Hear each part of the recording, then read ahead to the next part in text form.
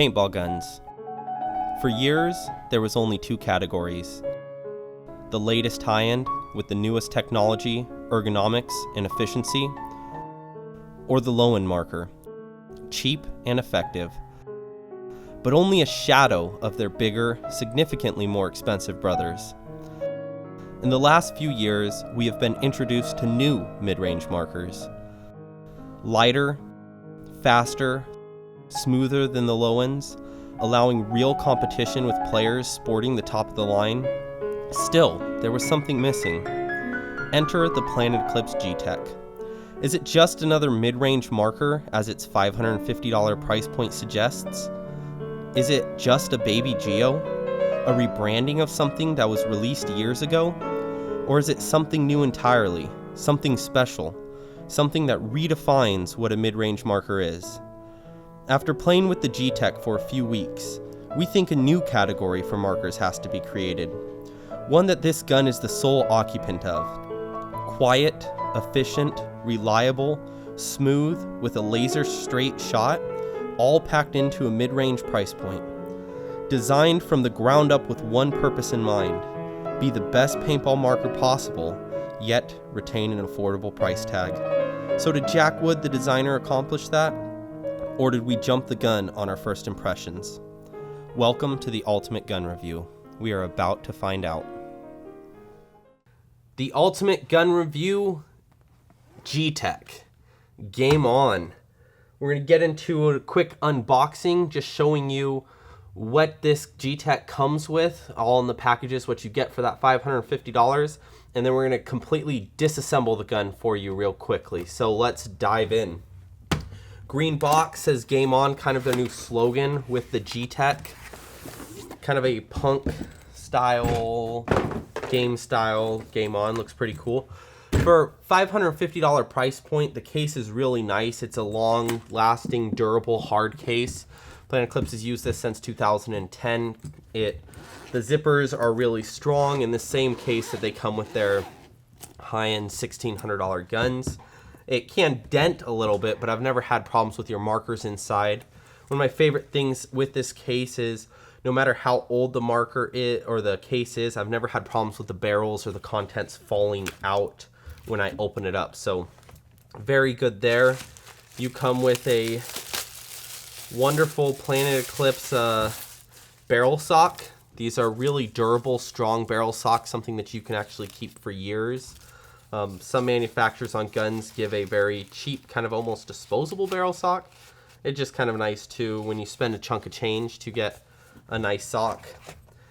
Eclipse grease. This is their Dow 33 grease. It works really well. A hefty portion is going to last you a long time. Allen keys, same Allen keys that you get with the high-end guns. They work very well. They're stainless steel. They have a ball point. Can't go wrong with that. Spare parts. The spare parts baggie is significant, and this is why. Planet Eclipse provides so many things. You got screws for the frame and the body. There's 4 sets of detents, little O-rings for every part of the gun you may need. That's important. Planet Eclipse is known for their reliability, and I believe there's 2 sides to reliability. There's one, how often does your gun go down? So a gun that doesn't have many problems often and just keeps running is considered one part of reliability. The other aspect is how easy is it to get your gun back up and running if it does go down, or when, because every gun does need to be maintained. How easy is it to maintain it? The parts here that it come with, it has enough parts to rebuild any main part that is going to fail and wear out on you multiple times. Most people years down the line still have almost a full bag of parts and spare kits. So the Planet Eclipse guns are super reliable. They rarely go down, and then when they do, you have all the O-rings clearly labeled, easy to see, to put back and get your marker up and running again. That is a huge plus. So fantastic parts kit. You have their new barrel. This is It's similar to the Shaft 4 with the long control bore. It's a 689, which is very good. A little bit bigger so that you can shoot almost all paint. You're not going to need to upgrade this barrel quickly. They added a new set of porting from the previous E-Tech 5s and Ethas and other guns that they're low and mid-range guns that have this barrel. This barrel is very quiet, actually. The gun's quiet, and it's a really nice barrel. Very high quality finish. You can't really go wrong with this, so that is nice to have. It's not something that you need to factor into upgrading. The manual, Planet Eclipse provides fantastic manuals this year. The only thing missing in here is basic maintenance. They have that all on their website and online in documentation, because how you maintain your marker, they may update things like this is the best dwell or something like that later down the line, and it's easier to update than print tons of manuals. But it does have all the things like a diagram on the O-rings for the whole gun, anything you may need, so you can quickly match the label on the O-ring packet to that bolt without knowing your sizes of O-rings by heart, and just change it. Very easy to maintain. Pictures on the gun, basic operation. Here's some fault finding if it's a little bit of troubleshooting. How the board works and the LED. Some cool pictures. Jack Wood, the designer, you know, always stick his face in it. And just some safety information. So a very good manual. You can also download it online if you lose it, so that's not a problem. And it tucks right below the barrels, just like this. So what you get for that mid-range price point is really good packaging. Everything you need to keep your gun maintained, protected, and up and running for a long time. Actually, let's grab that barrel out and we'll put the case away.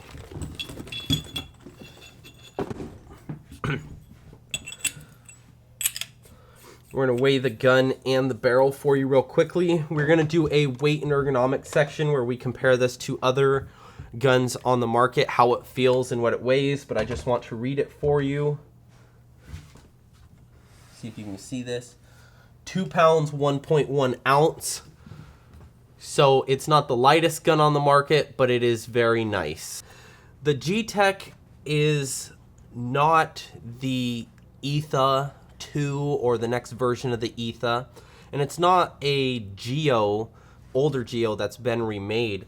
It's actually been redesigned from the ground up. Jack Wood, the designer, sent out to make a whole new marker, a whole new platform, something made to be the best mid-range marker possible, and that's really what we have here. So the concept of the Gtek, rather than the high-end guns, are to use as little force possible to push the bolt forward and to move it back, very delicate on paint.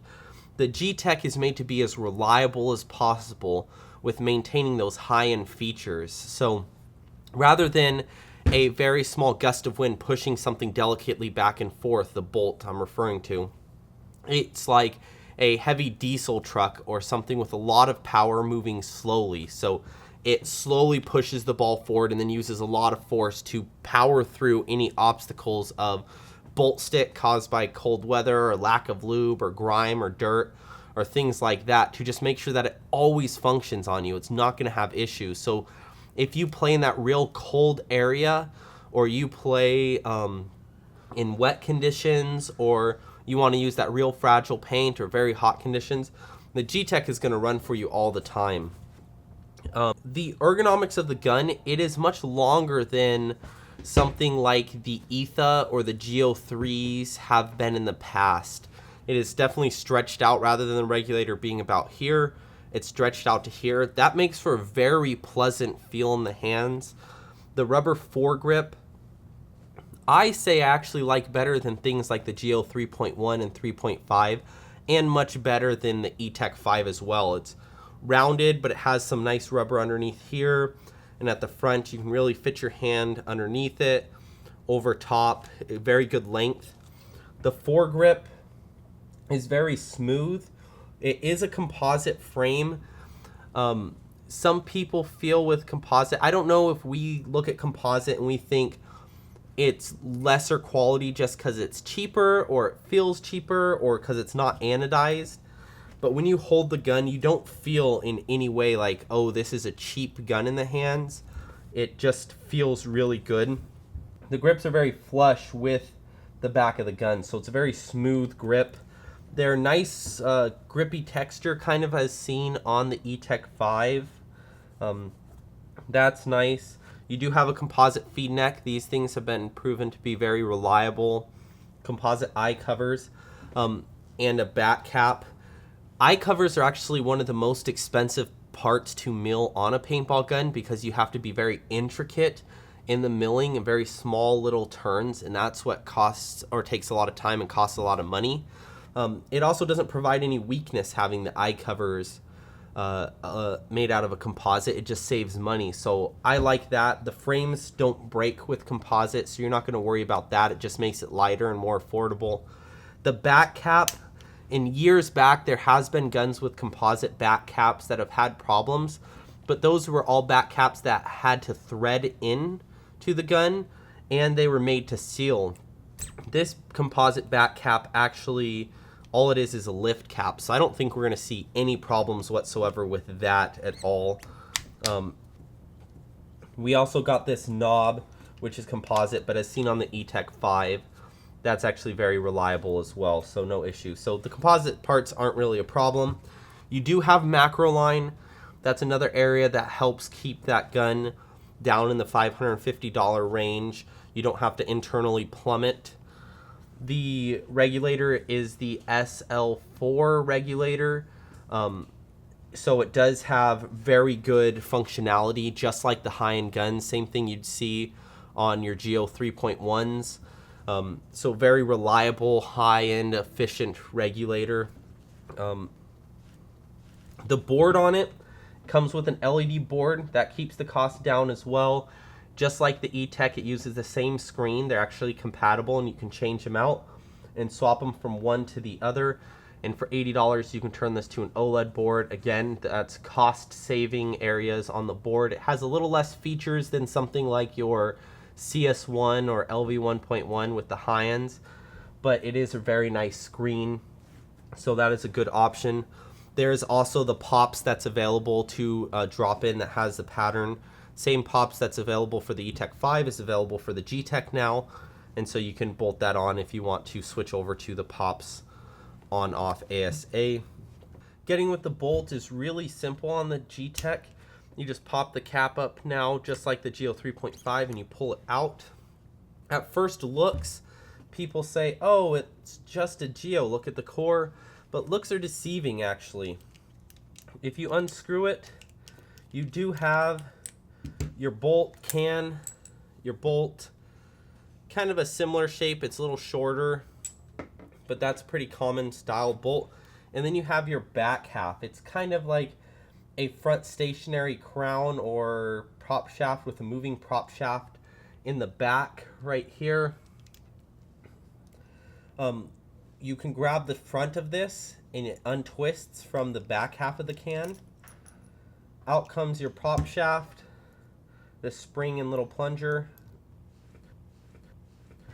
And then on the inside, stick my pinky in and pull it out, you have your valve in there. So this valve changes.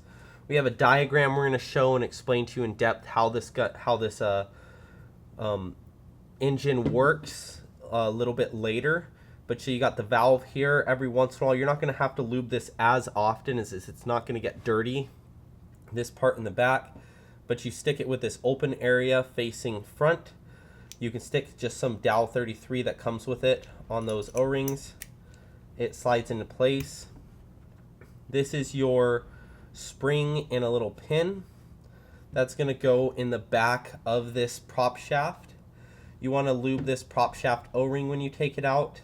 There's another O-ring here in the middle and in the front of it, as these are the parts that move back and forth and control the air.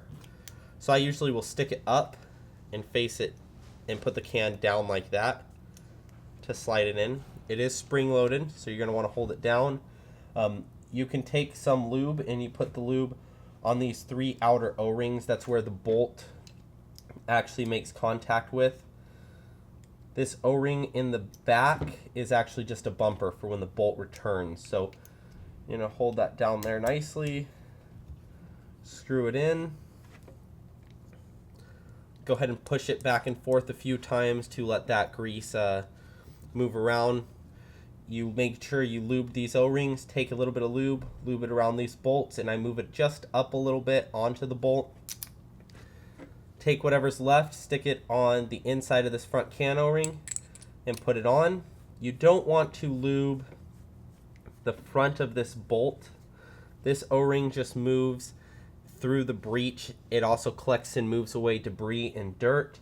And if you lube that right there, it'll get a bunch of grease in your breech, which will get on your ball and in your barrel and make your balls go squirrely. So that's a pretty simple, easy to tech bolt design.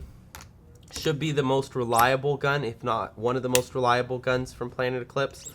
These outer O-rings you want to make sure are moist. Whatever's grease is on your fingers, go ahead and stick on these outer O-rings. They're stationary, but you keep a little bit of moisture on them so they don't crack.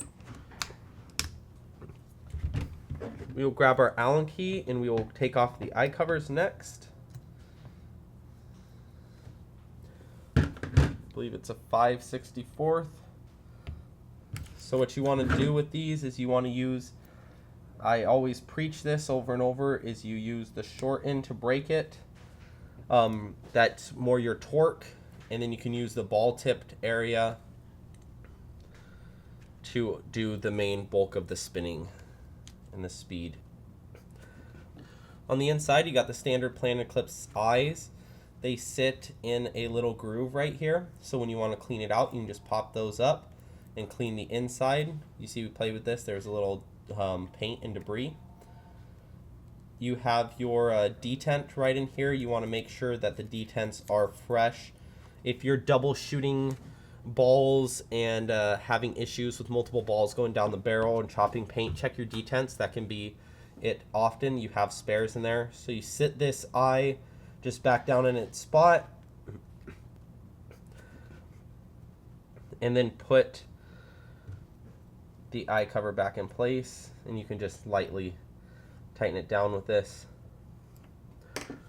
The feed neck doesn't really need to go through, it can pop off right here. You can adjust the tension with this screw and then clamp down. These feed necks work great with spires, rotors, TFX, some of the lower end hoppers as well. It just works fine. We'll take off the macro line. For macro line, you want to push back your collar and then pull it, so you're pushing back on the metal piece, this collar, and then pull your macro line out, kind of like a Chinese finger trap. Do the same with both sides. This is the same piece that we saw, the 45-degree angle that you saw in the GO 3.1s and GO 3s. Your regulator, it has the plus and minus, so you know which way to turn it up and down. There is no LPR in this gun, so you don't have to deal with that. It is pressure up, pressure down, so to change your velocity. You can pull this down. Let's see. You want to pull this off like I just did. So just pull this over, unscrew this. Only hand tighten this. This doesn't need to be cranked down. There is spots for a wrench, but you don't want to put wrench marks on it unless you have to. So don't over tight it and you won't have to. 45-degree collar, it goes facing down, not up. You want to make sure that these are lubed if you take them off. They do have air in there, and so that seals. And then you can just pull this grip right off. It's a little hard at first because it holds on really well. I don't recommend you grabbing this and pulling it. You will probably tear it if you do that. It's pretty strong. This has wrench marks. My hands are slippery, so it's taking a little more strength to do it, but again, that's just hand tightened. An O-ring right there that holds it.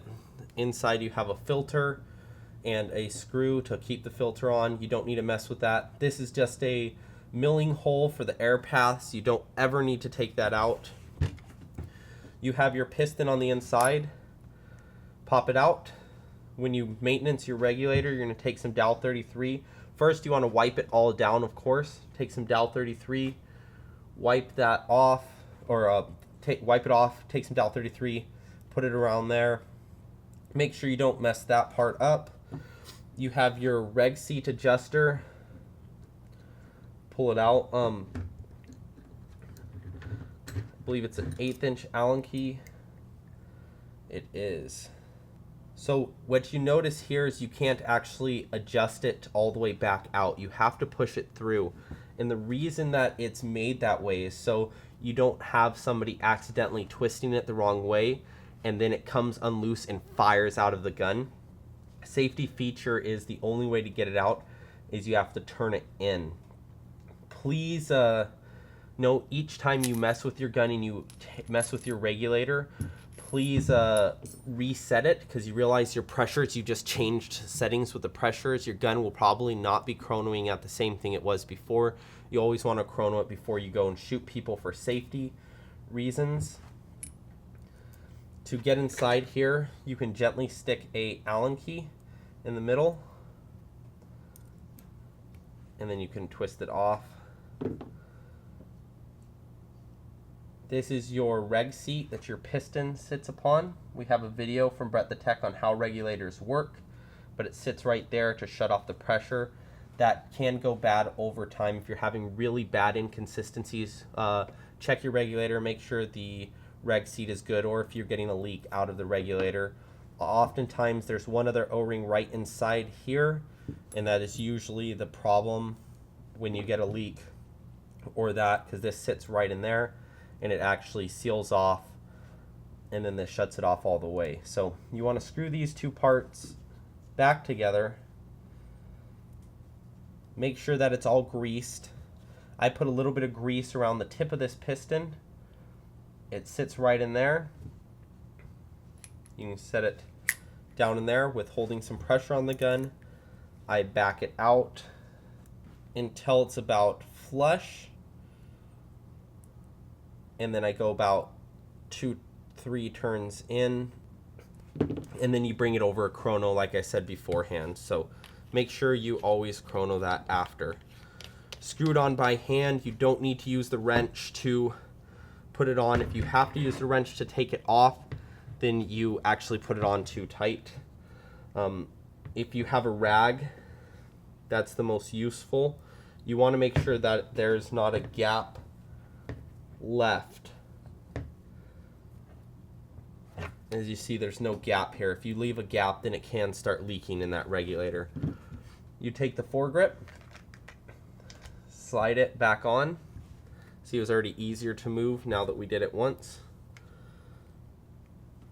Slide this over with it facing down. Go ahead and put the cap back on. And you just maintained your regulator. We are going to take off the grips and we'll get into the frame.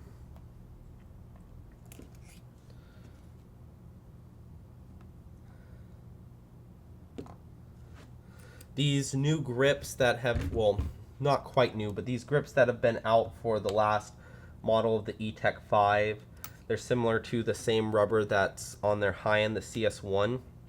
They feel really good. I don't think this gun feels at all like a low-end or mid-range gun in the hands. It really feels like a high-end gun.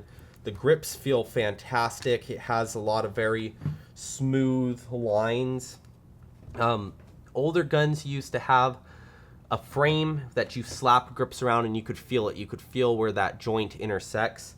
With the CS1, they tried to make it so everything was flush. You never felt that. So you never felt this coming to a stop. But around here in the back, they did the same thing, and that just feels really good. Use your 9-volt. It's a very nice, you want to make sure you use batteries. Very reliable, easy to change. 9 volts work great. On the inside, you actually have your micro switch. You can take out your micro switch by moving these two little clips, and you clip them out. My trigger pin fell out without me noticing. Definitely want to be aware of that. But You have these little things you can pop out to move your micro switch. You don't normally need to ever. You have in here your solenoid wire. With wires, you don't just want to pull on them real hard. These look like your eye wires. And then your micro switch wires. This is the board. The board can pop right out. When you change for an OLED, you actually take this insert that I just popped out here, this insert.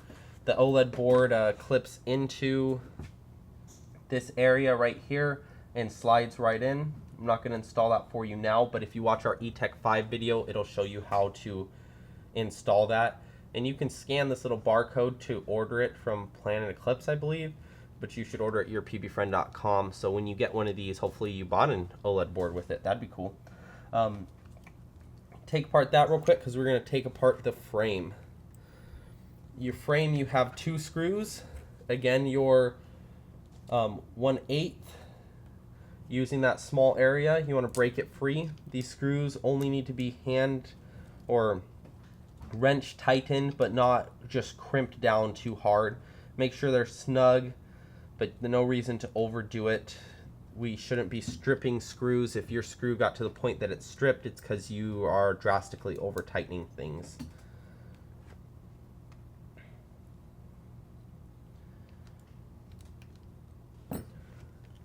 So I want to be looking at the wires when I take it off because I want to make sure that these wires don't snag on anything. So if you see, the Noid wire comes out, and so do the eye wires.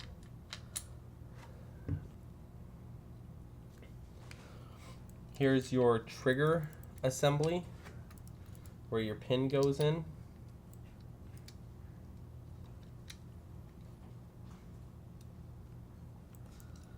Let's see if I can get it back in the spot.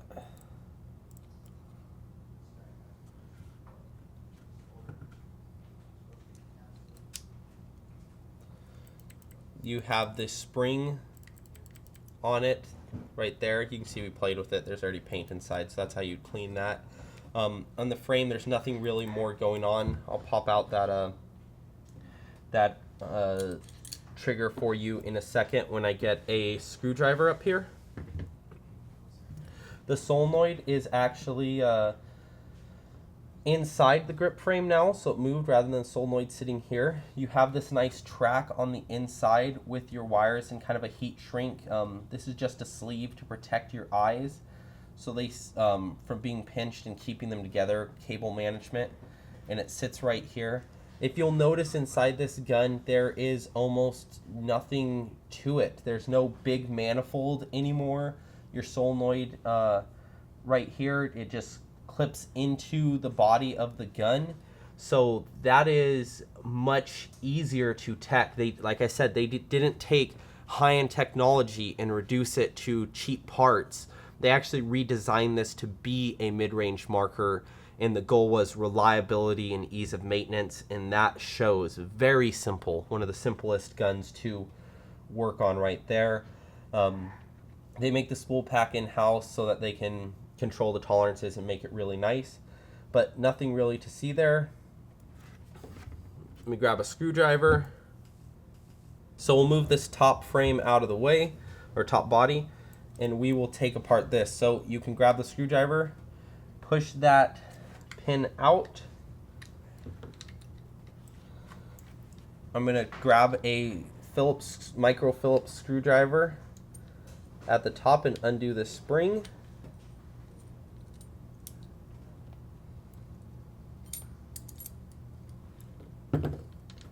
And then this slides right up.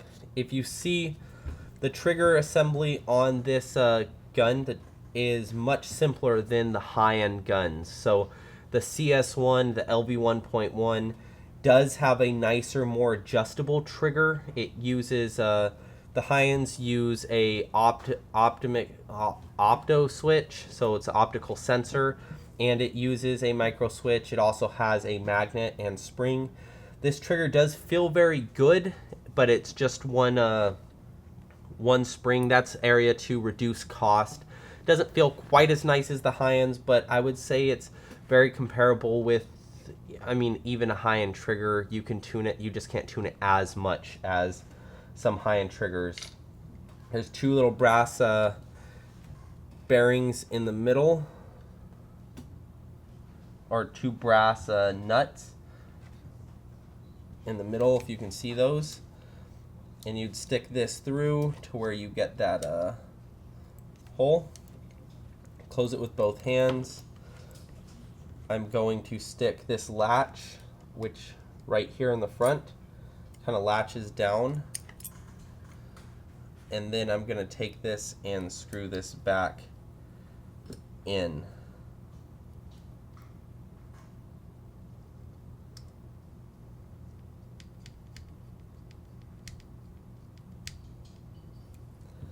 That's how you get your gun to, or change your trigger, clean it out if you get any paint in there.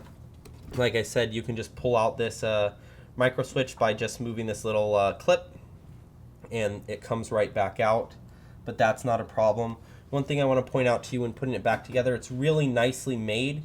Even though this only has 2 wires, it has a 3-wire connector, so you have your 2-wire connector, 4-wire connector, and 3-wire connector. You can't confuse those. They don't fit in each other's spots. That prevents you from an oops messing up somehow. So your wires you want to tuck right back in. There's one.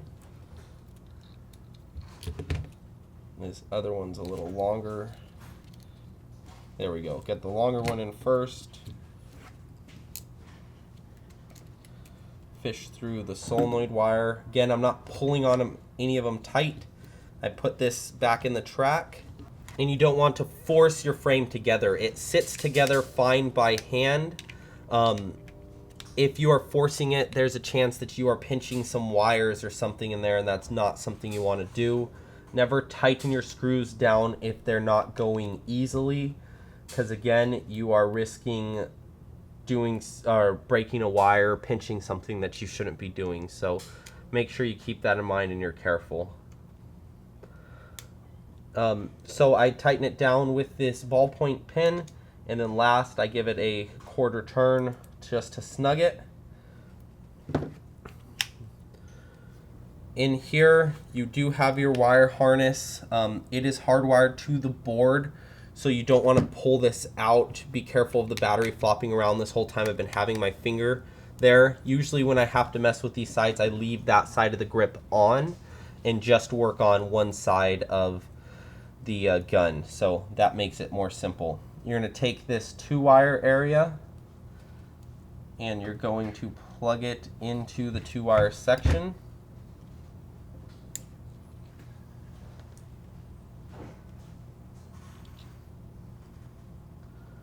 I used the screwdriver and I didn't push on the wires, I pushed on the little plastic connector.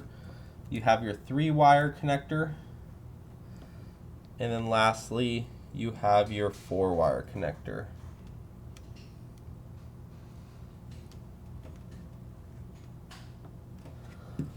All snug in there. You can take your grips, put your grips back on, and that's pretty simple.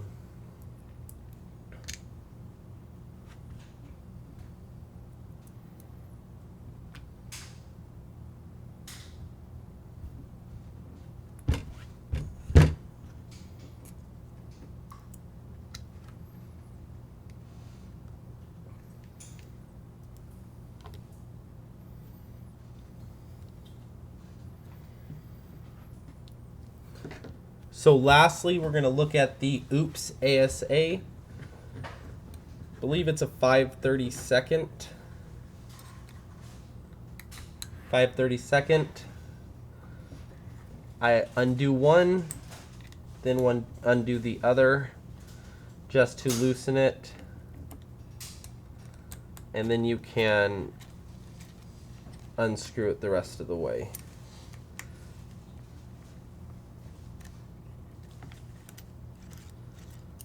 It comes right off. If you see, there's no internal air system on this as it goes through the macro line.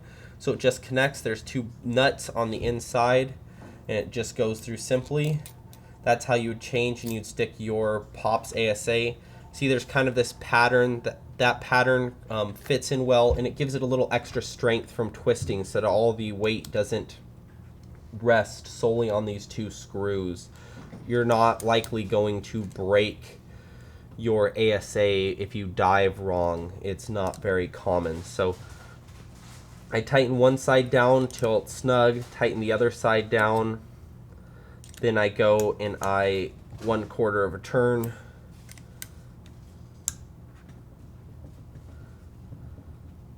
Comes off easy. This front you can screw out. There is an O-ring inside of this. We're not going to take it out right now, but you can just pop this, actually probably do it with a screwdriver.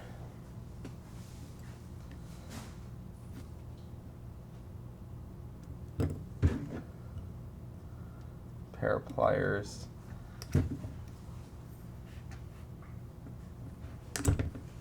Just pop it out with a little leverage. There's one O-ring right inside there. You can change that if you're leaking.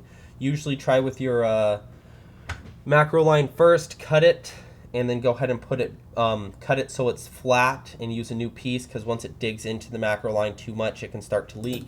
If that doesn't work, you just change that O-ring inside there and then pop your collar back in. The back side actually has a nut, so you have to put this area back all the way forward. You could actually take it off. You see there's just a O-ring on each side which just holds it there. Pushes this pin forward. 5/32 again. Unscrew that area. Take your pliers and pull it right out. Here's your pin, and you have 2 O-rings. You got one right here, one on the inside. The pin only slides in one way, and that's all you have on the inside. So if you're getting a leak in that ASA coming through this bleed hole, if it's through the bleed hole, it's probably tank. If it's coming out somewhere else, it's this little those 2 O-rings. You really don't need to change this often, but that's just how you do it in case you want to see. Then what you're going to do is you'd stick this bar. I stick an O-ring on one side of the bar before I drop it. Alright. You put it in, you grab the O-ring, slip it on the bottom side, and then you just screw it on. And that pushes the pin back and forth. Macro line, very simple. You push it in the front. You can kind of bend it, put it in there. You want to push it in and then pull it out, and you're good to go. So all in all, breaking down the Gtek, very simple, very few parts on it. A few things, the trigger isn't a high-end trigger just because it doesn't have all that customizability, magnet and spring and optical and micro switch, but it's a very nice smooth trigger. You can adjust the spring tension of it. It feels really good, but that is another small few area to save cost. As you can see with most of it, you're not getting a lot of parts that have been taken from high-end guns just made cheaply. You have parts that have been engineered to be reliable and cost-effective and put out great performance, just like no manifold in it. So I would say this is probably one of Planet Eclipse's easiest guns to take apart, one of the least amount of parts in there, very simple. So that should keep you up and running for a long time. If you like ease of maintenance, very simple, reliable guns, it looks like the Gtek has everything you need in that. So let's move on to the next area. Weight and ergonomics. This section, we compare the Gtek and how it feels in the hands to most of its competition. This has a lot to do with preference on how a gun feels. What I like in my hands, gun-wise, and how long it is probably not going to be exactly what all of you like. So what I'm going to try to do is, one, give a little bit of my preference in there, but also compare how it feels to other guns out there. A lot of you guys have had the opportunity to hold or shoot some of these other guns in its category. And so I'm going to compare that to you so that you can say, oh, I really love the way the drone shoots. And that compares to the Gtek how. And so I may or may not like that. We're also going to quickly weigh them for you so you can get an idea of the weight. I'm going to start by weighing the Gtek. Then I'm going to grab a handful of other guns that I have and weigh them for you as well. And we're going to post either here or there the different weights, just so you have an idea of where it falls in with that class of marker. We are standing in front of our lower end gun wall in the store. Yeah, we have low end, mid-range, high-end guns, then all the used guns, a section for each so people can look at the guns that are in that same price value. So I'm also going to compare this to a few other guns like the Go3 and maybe some older high ends that you may be picking up used that are in the same price range as this gun, so you can actually see if this is better in the hands and weight wise than those. So let's start and jump right in and weigh the gun. The Gtek, 2 pounds 1 ounce. The Go3, 1 pound 14.8 ounce. The new Shocker RSX, 1 pound 11.5 ounces. A Go 3.5 or 3.1, sorry. 1 pound 15.8 ounces. A Proto Reflex, 2 pound 2.9 ounces. An Empire Axe, 2 pound 4.6 ounces. The E-Tech 5, 2 pounds 3.8 ounces.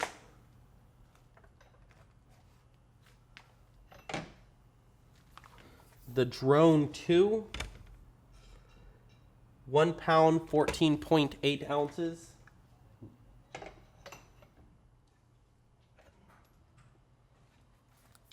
An Axe Pro, 2 pounds 3.08 ounces. The Etha, even though it's not quite the same class of mid-range marker, 2 pounds 0.9 ounces.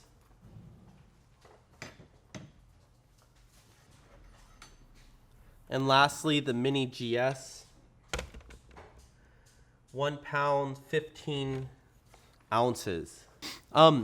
So the Gtek weight-wise sits kind of right in the mid to high range as far as weight goes. There's definitely some guns that are heavier than it. You're talking only a few ounces at max, so you're not talking a huge difference for the whole weight of it. So not the heaviest marker out there for sure, not one of the lightest. A little bit on the heavier side as far as most of these mid-range markers go. But you're only talking a few ounces difference, so it's not a huge deal. When holding it in the guns, I definitely don't feel like it is a heavy gun. One thing that they've done with the Gtek is the spacing on the grips is actually pretty far. It's a significant spacing, so it feels really good. Older guns in the last few years have been more compact, smaller, as you see with this Go3. The new Gtek has what a lot of the new high-end guns out have, is that little bit 2 inches of clearance. that really makes it feel more controllable and more sturdy in the hands. Gives it that high-end gun feel, or that current high-end gun feel. I really like the grip on the Gtek. If you compare it to a grip of a Geo 3.1, I actually like the way the Gtek feels in the hands much more than I do the 3.1 or even a 3.5, I will say. So that's going to be shocking to some of you, but honestly, it feels really good. It sticks about the same length of it in the front, but if you see here, it actually doesn't stick as far back. So there's more spacing on this Gtek. The 3.1 and the 3.5, it sticks farther back, so it's a wider foregrip. And it has that little pipe. The pipe was never an issue, but I can say after shooting the new CS1, the pipe now gets in the way, and this doesn't really have that feel. It does have the macro line, but it feels really good in the hands here, really good when your hand's over. The rubber piece looks really good and some good grip, so that is really comfortable. I would say the Gtek has better ergonomics and feel than the Geo 3 did before, and even the Geo 3.1, maybe the 3.5 as well. The frames on the Geo 3, I'm going to compare it a lot to this because the Geo 3's value at the time this video is being used is about the same as a Gtek. So which one would you buy? But the grip is a little bit thicker on the Gtek than it is on the Geo 3. The grips, dare I say, are more comfortable and seem nicer. And then the foregrip spacing and length is definitely something I favor personally. Another mid-high range marker that I believe is going to compete right in that kind of this gap of a high-end marker for a lower price is the Shocker. And it is much longer in the hands than the Shocker is. The Shocker now has some foregrips out by Exalt and HK Army, which make it feel more comfortable in the hands in the front. But I still think the foregrip on the Gtek is more comfortable overall. It just feels so good in the hands right there on the Gtek compared to the smaller feel of the Shocker. The drone is one of the newer guns in that $500, $550 price range. It has some great ergonomics to it.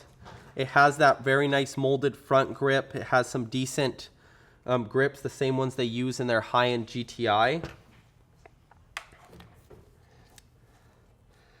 When we line it up, you will see that there's a lot more space in the trigger guard, between the trigger guard and the foregrip on the Gtek than there is on the drone.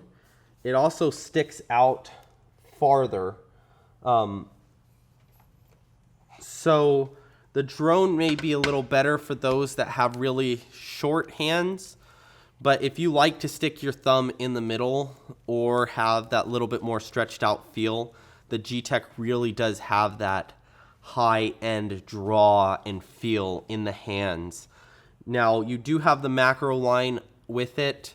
That is something to keep aware of. It's not annoying, but a lot of companies have done away with it in their guns. The Empire Axe is a very direct competitor. It's kind of dominated the market in that range because it shoots very good and it has good efficiency. But I would say the ergonomics is nowhere near as pleasant as you have on the Gtek. It's got the kind of funky molded foregrip and the frame. Now, while being one of the very best selling markers out there for a long time in that range, the ergonomics of this, I would say, are definitely not up to par with something of the Gtek. The new Axe Pro is something they came in there to fix that. It has a little more comfortable frame and a more comfortable foregrip, but again, that is a much, much shorter gun in the hands, which is more of what you're used to with older high ends and the lower range markers. While it doesn't feel bad in the hands, unless you are someone who specifically likes that shorter feel, the Gtek has everything the current high-end guns do have as feel-wise.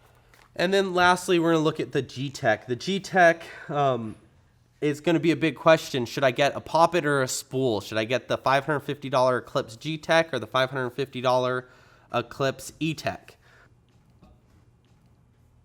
Besides a lot of other things going into it, like the whole way the guns function, here's how these line up.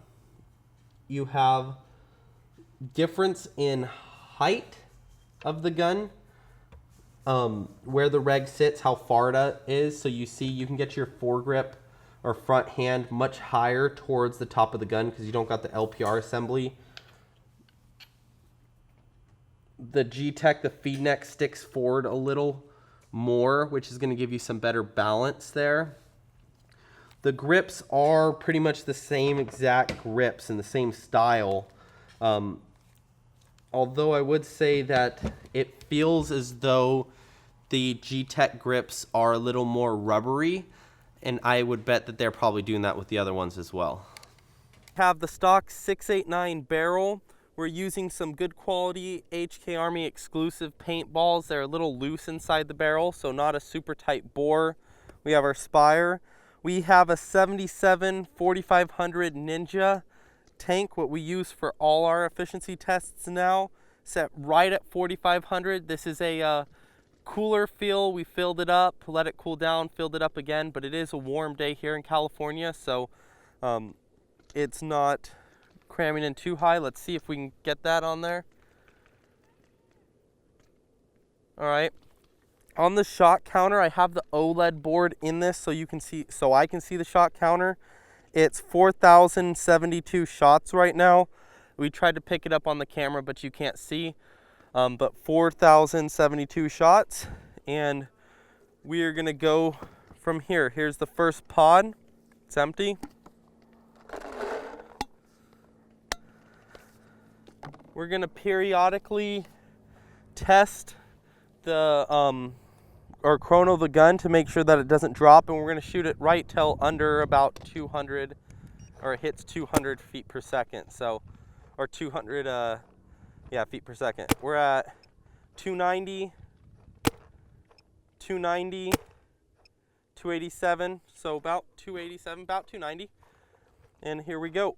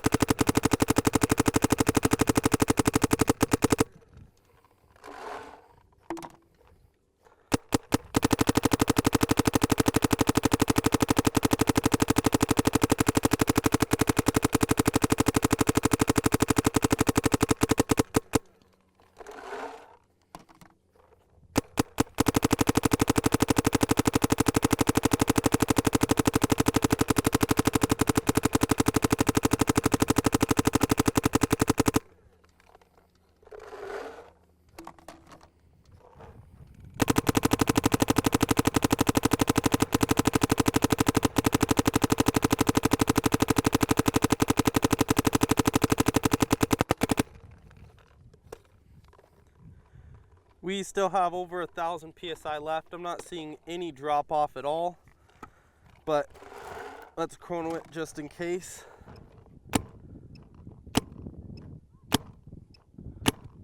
About 250, 260, so maybe a little.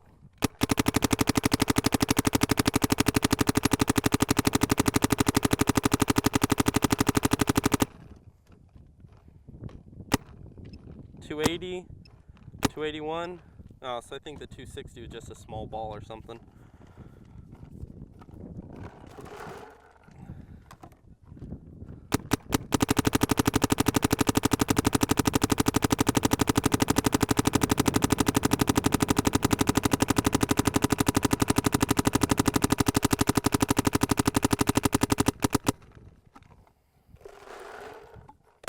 We're at just under 1,000 PSI.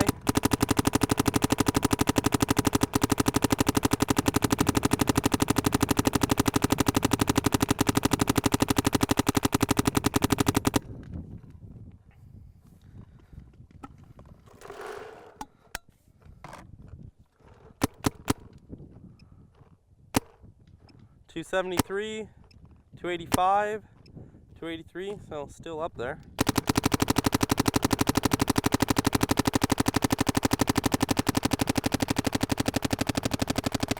There we go, we're getting a little drop off now. We have, says almost zero, 272, 266, 269. Let's see what we can get out of this last pod. 249, 253, 246. It's not wanting to ramp, so it doesn't have enough power to ramp. 190, 194. All right, so it's done. It really shot all the way until the end. That's almost a full pod left, so just a few balls out of that.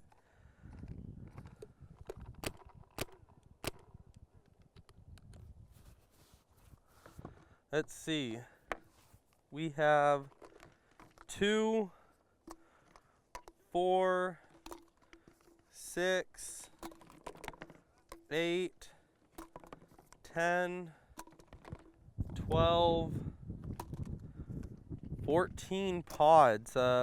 14 pods in it. It was shooting 260 till the very end, which then it went to the point that it wouldn't even cycle anymore. So it was shooting 260 until the very end. That's not very common with what you would expect for a mid-range marker. Usually they start dipping drastically. I did chrono it in between. It said 260, but then it went up to 280. I think it was maybe just a small paintball in there. 280, 290 again. So very impressive. Better than a lot of high-end guns on the market. So that's awesome. Planet Eclipse Gtek, not even broken in yet. The shot counter, 5,866. So we'll do the math, but I think that's almost 1,800 shots on the marker, so almost a full case. That's amazing. Okay, guys, because the Gtek is classified technically as a mid-range marker, what we're seeing, that's mainly due to price point. We are going to do a quality paint test. A lot of mid-range markers can't really shoot high-end paint or are a little harder on fragile paint. So what we have here is I have 4 different of high-end tournament balls. I have Ultra Evil, I have HK Army exclusive, some GI 5-star, and some Draxus Gold. And what I'm going to do is I'm just going to throw in a hopper full of each, and we're just going to shoot it to see, can this shoot high-end tournament paint. We will start with this GI, or this Draxus Gold.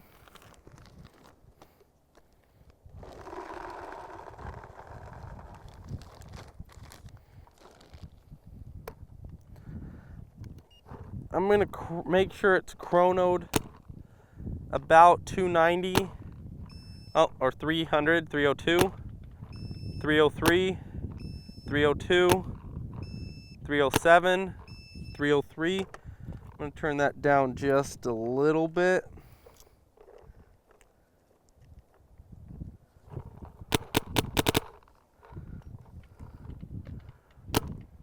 $297, 301. All right, so we're right at 300.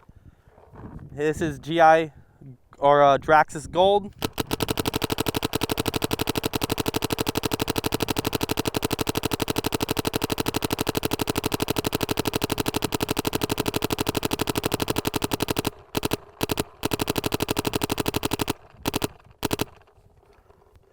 It shot that with no problems.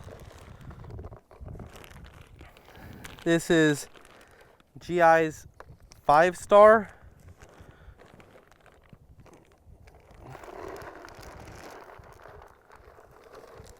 We were just shooting this exact batch of paint recently, and it's some very brittle stuff. So let's see how it goes.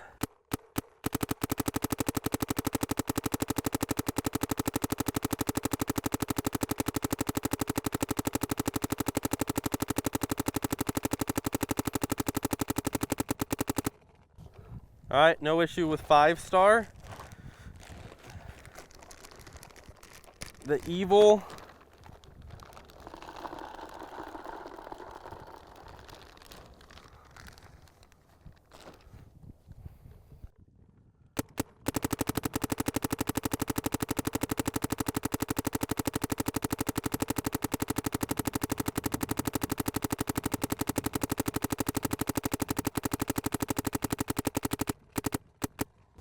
No issues with the Evil.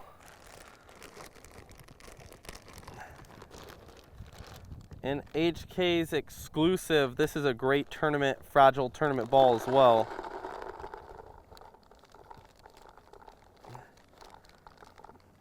The exclusive actually shoots really straight and breaks really well with a great fill from HK Army. It's probably their best paint they've ever done.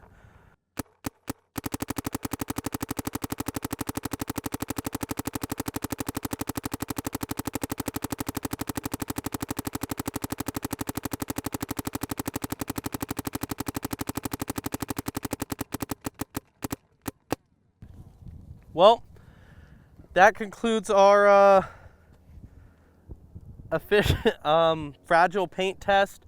You're shooting high-end tournament balls, you aren't going to have an issue with the Gtek. It can shoot any paint that you need it to, any high-level tournament ball. It's real soft on paint, so you should be good to go with that. That's the Gtek.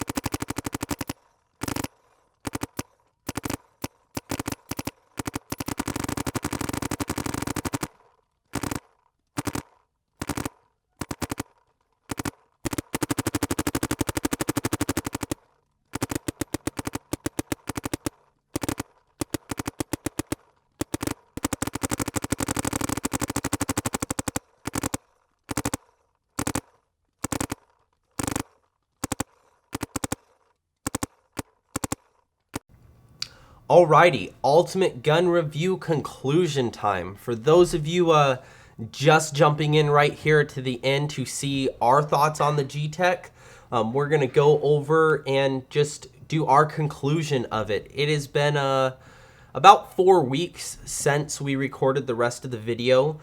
I wanted to make sure that I had a ton of time to be able to play with the gun, test the gun, use it in all kinds of different situations, and make sure that the findings that we saw with it were actually going to hold true. So I have had multiple practices with this. One of it was in the absolute pouring rain all day long. The one day it rains in California, we were out there practicing. And then we had the WCPPL Vegas event that we had to play, so we used it that whole weekend.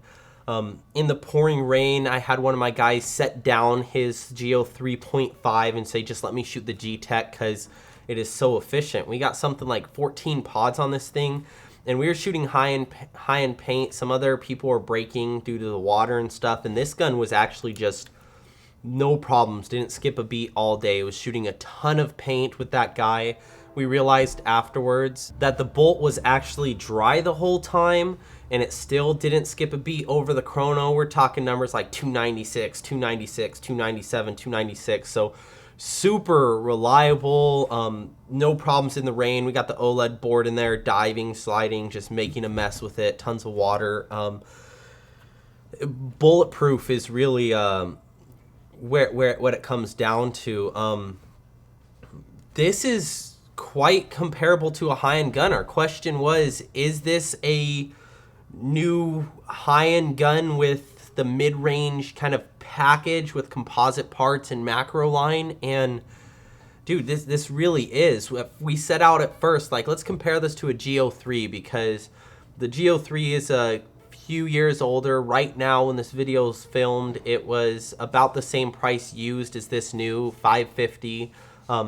What is a player going to want to pick up? A used high-end or, you know, a mid-range marker? And real quickly, we kind of threw that out the window and we started comparing it to our 3.5. I think you saw in my video, I did a shot comparison and sound comparison against my CS1 and GSL, you know, to show the difference. The CS1 was smoother and a little quieter than this, and with all the high-end features, but the 3.5 or GSL, it was really, that's a real close comparison. I think on the field, I will say honestly, the Gtek is a little quieter than a Geo 3.5 is on the field. It has a different pitch, smoothness.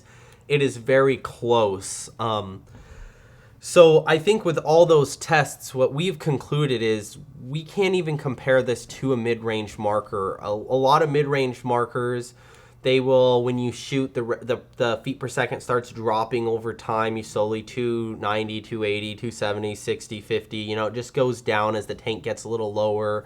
Doesn't have the recharge rate. It isn't able to shoot as brittle paint. It's not as reliable, not as efficient. And our tests blew those out of the water. 14 pods on it. We shot the highest quality paint we had in the store, like 4 high grades, 5-star and other things. Just didn't skip a beat at our tournament. Super cold, brittle paint, just flying straight. No lube on the engine. We kind of abused the engine and tried to do it without lube, and it just shooting, we didn't even notice the difference, so we just kind of didn't lube it after a lot of paint went through it. So really, Gtek, you're talking high-end performance now. I have a handful of players on my team personally and other teams who've used it who are looking into the Gtek as options to shoot next season. Some of the guys are looking for a more affordable solution, and other people are like, let's stick this in our gear bag as our backup, so if anything happened to a high-end gun, we could pick this up. And one person's even like, hey, this is more efficient than almost most of the high-end guns. I'm going to shoot this right off the bat. The feel of the gun, this is the only mid-range, lower mid-range gun I have seen, or that has come out, that has the high-end feel. The grips are spaced longer. It feels really good. It does have the macro line, which although isn't super annoying, we are accustomed having it without. So that reminds you that, hey, this is a mid-range marker. It does have, you know, the OOPS system instead of the POPs per JSA.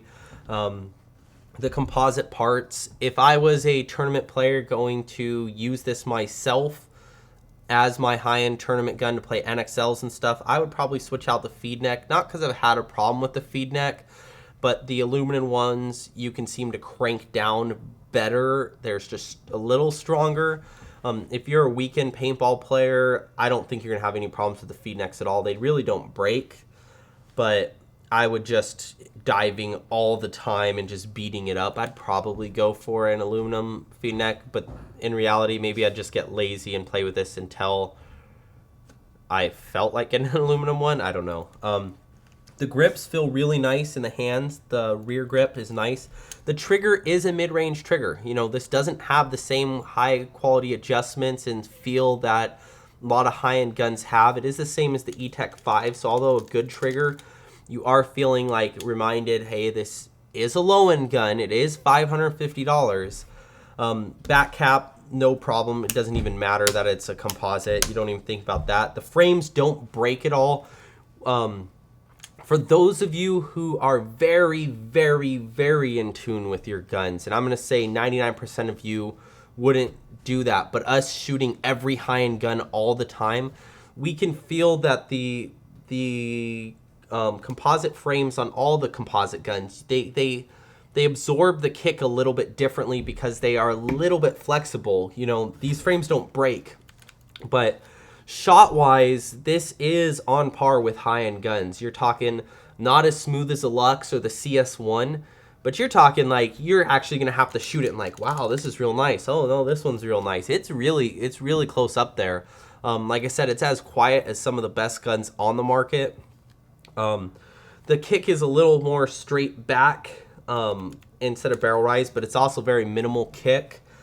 When we shot this gun, it was shooting 290. I think in the efficiency test, I shot one ball and it dropped this 260, but the next one was like 289, 290 again, so a squirrely ball or something. But it shot 280, 270 all the way down until it shot the last ball, and then the next ball I shot, it wouldn't even cycle. So it like shot it to 0 PSI. That's a high-end gun. You shoot until the very last ball, one ball, and you can shoot, which is important. You get into that last game and you got to kind of shoot that last ball. Fight with a guy. OLED screen is super nice. It doesn't have the same features as a high-end gun, but it has all the adjustability you need. MS-10 nowadays for the Millennium series and NXL. Millennium mode, I think it has the PSP Semi 15 or MPPL Semi 15. Very simple to work on. One of the easier guns to work on. You just pull it apart. There was no manifold or anything in there. There's not a lot going on with this gun. No LPR to tune. You adjust the pressure and you shoot your gun. Planet Eclipse warranties are fantastic. Their guns are known to be some of the most reliable. You got that huge part kit sitting in the bag, and then it's just too easy. When in reality, when lubing the gun, in the video I took it apart completely, but you don't even need to do that. I was speaking to Jack Wood, the designer. He said, lube here, and you're good. When they tested the gun, they said they shot it every 125,000 shots. They would stop, wipe off the lube, check and see if the O-rings had a problem, and then lube and reshoot. And they did that until 500,000 shots, and they said, the test works. We didn't have any problems. 500,000 shots with lubing it 4 times. So lube your guns each weekend. It's good practice, but you almost don't need to, you know. Again, lube your guns. If you call us and say, hey, we got problems, change your battery, lube your guns. If you don't do that, we won't help you or be able to help you. But in conclusion, guys, I think this is the new high-end.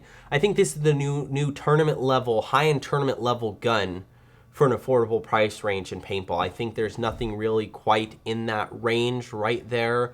There is one other gun, the Shocker, which is right in that range. That's a whole different comparison, really good option, but $550, guys, and I've spent this whole time comparing it to a high-end gun. We're blown away. Fantastic one. Get it, buy it. I'm not usually this straightforward with a gun, but this has literally blown me away. It's fantastic. Be sure to comment in our videos, like our videos on YouTube, comment when you first watch this video. Let me think or know what you think when you first watch it. It should be any day for me recording this now that we finally get to release it. And then when you guys actually get the guns in, when they start pouring into your hands, please comment as well. Let us know what you think, how you liked it. I'm excited to see how excited you guys are going to be over this gun, just like we are. And I would love to personally talk with you, through YouTube and your comments and respond to them and just see them. It's really cool to get a gun, get excited about it, and then watch other people get excited about it too. So check out yourpbfriend.com. Support us. We make all these videos, and your support is what makes that possible. We are taking trades towards the Gtek now. You can buy them straight out on our website. They'll be shipping shortly. If you have any questions, contact our staff. We give the best trade credit, hands down. This is $550. Your gun is probably almost worth what this is, so you're not going to be adding a lot. Be sure to subscribe to our YouTube channel. We got a lot of other cool videos coming out, weekly videos with Josh, our guy over here. So thanks for watching, guys. The Ultimate Gun Review Gtek version.